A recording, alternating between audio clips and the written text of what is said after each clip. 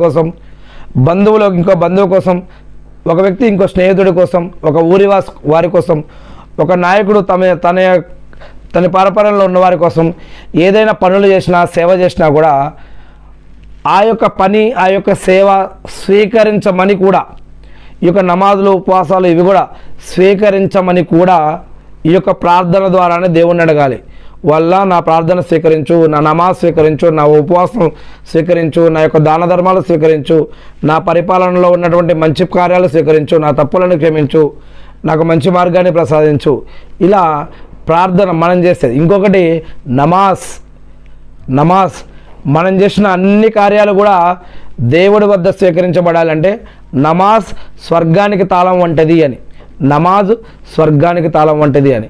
అందుకే మన నమాజులు కూడా కాపాడుకోవాలి.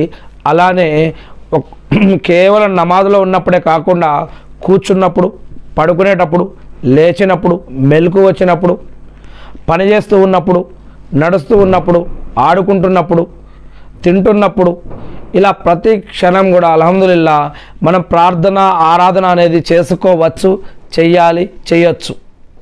ఒక బాత్రూంలో ఉన్నప్పుడు లేదా భార్యాభర్తలు కలిసి రమించేటప్పుడు తప్ప మిగతా అన్ని సమయాల్లో కూడా ఈ యొక్క ప్రార్థన అనేది చేసుకోవచ్చు, చేయాలి అని చెప్పడం జరిగింది. ఇంకొకటి, ప్రార్థన చేసి మనం బాధపడకూడదు. ప్రార్థన 3 రకాలుగా స్వీకరించబడుతుందని ఖురాన్ మరియు హదీసుల ద్వారా చెప్పడం జరుగుతుంది. అదేమిటి? మనం దేవుడిని ఏదైనా అడిగితే కనుక దేవుడు అప్పుడు కానీ, తర్వాత కానీ, కొద్ది రోజుల్లో కానీ, కొద్ది నెలల్లో కానీ ఆ యొక్క ప్రార్థనని స్వీకరించవచ్చు. వెంటనే స్వీకరించవచ్చు, లేదా కొంచెం సమయం తీసుకునైనా దాని యొక్క ప్రతిఫలాన్ని మనకి ఇవ్వవచ్చు. రెండవది దేవుడు మనం అడిగిన దానికి అంటే వేరే రూపంలో లేదా వేరే దాని ద్వారా మనకి సహాయం చేయవచ్చు. వేరే ప్రమాదం నుంచి కాపాడవచ్చు. లేదా మనం అడిగింది మనం మంచిదని అనుకున్నాం, కానీ దానికంటే ఉత్తమమైనది ఏదో దీని నుంచి కాపాడి వేరేది మనకి ఇవ్వచ్చు. లేదా వేరే ఏదో ప్రమాదం నుంచి కాపాడడానికి మనం అడిగింది మనకి ఇవ్వకుండా వేరే మనం అడిగిన దాని ద్వారా వచ్చే ప్రమాదం నుంచి మనల్ని కాపాడడానికైనా దాని నుంచి మనల్ని కాపాడి ఉండవచ్చు. ఇలా రకరకాలుగా మన యొక్క ప్రార్థన యొక్క ప్రతిఫలాన్ని దేవుడిస్తూ ఉంటాడు.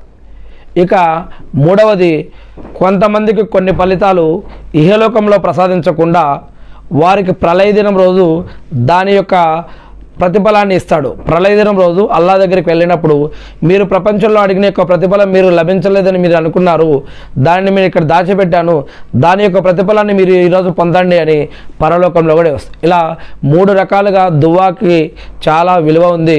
మరి దేవుడు ఇహలోకంలోనూ సమాధి జీవితం ఆలమే బర్జక్